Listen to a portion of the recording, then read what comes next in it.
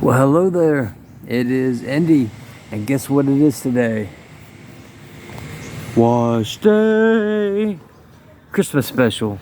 So yeah, I wanted to make a video to say Merry Christmas to everybody here in Laokai who has been kind to me, who's been nice to me, who has shown me compassion, kindness, shown me love, had my back when nobody else would. And I just want to say that, it's been one of the greatest honors of my life, just being in Vietnam. I can't believe it's 2 years. 2 years. And how much this place has changed me, how much I've grown, I'm happy, I really am.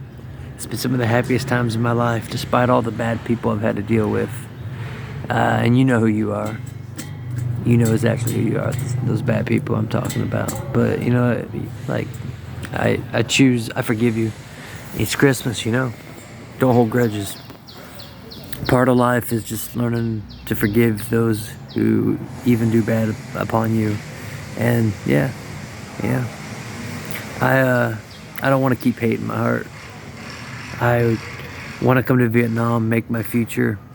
I want to create a life for me of prosperity, of happiness. I want to help, Vietnam, either as a teacher, scientist.